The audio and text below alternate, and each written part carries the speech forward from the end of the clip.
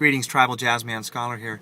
You know, the two periods in the lifespan that are really critical to the overall health of the society, I mean, the two that are striking to me are youth and the elders.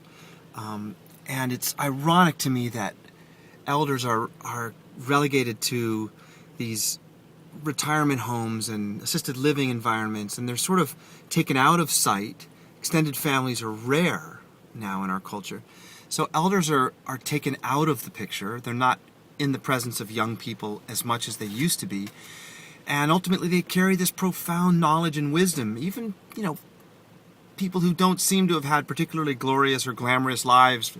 There's a richness in age that allows for experiences to be given a context. So when you speak to an older person, an elder, they can very often induce sort of a wisdom in the listener that is just a product of that age and that seasoning.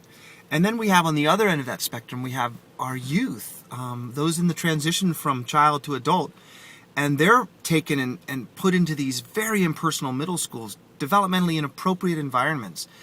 We know from extensive research on risk prevention and on academic motivation and on self-esteem and on all sorts of socio-emotional and cognitive measures that young people who are connected to adults and to their environment, whether it's a school or a community, they tend to be much healthier and much safer.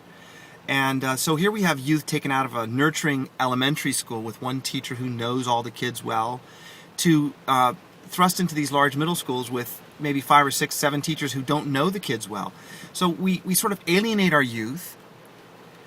We don't provide for them a developmentally appropriate environment, and then we take our elders and we remove them entirely from the context. Now, of course, these are generalizations that don't apply to every family and not to every culture. But I was struck when I was in Athens in 2008. A series of events led to weeks of rioting by young people. The youth are very angry anyway. They feel alienated, and as youth do in many places. And in Greece, they feel that the bureaucracy and the political structure are very alienating to them. And they're very politicized. So any little sort of trigger, any little match can ignite a flame in the youth in Athens. And that happened during my stay there, and the young people were burning down the city, essentially. They looted and burned a huge section of Athens. And during this time, I was taking an interest in visiting some of these traditional coffee shops where the old men go. And I had this profound insight one afternoon as I was sitting in a cafenil, coffee shop, watching maybe 30 or 40 men, all of them retired, except for maybe a waiter or a couple of the men that had come to visit with some of the elder men.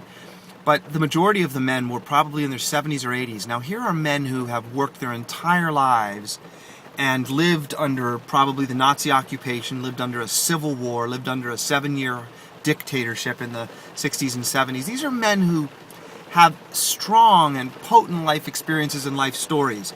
And I got this image of a squandered eldership, because outside the youth are burning the streets when they should be sitting at the feet of these men. So here were the youth alienated, angry, and destructive. And here were these elder, wise, experienced men full of stories, but sitting at tables under fluorescent lights, playing backgammon, flipping worry beads, and sipping Greek coffee. It seemed like such a squandered elderhood. It seemed like such an inappropriate model for society, and it struck me as so viscerally and tangibly when I experienced Athens in 2008. So I wanted to share that experience. Let's bring the youth back into conversation with the elders. Let's bring the elders out of assisted living and into an assisted mentoring of our young. So Tribal Jazzman Scholar will sign off with that. Thanks.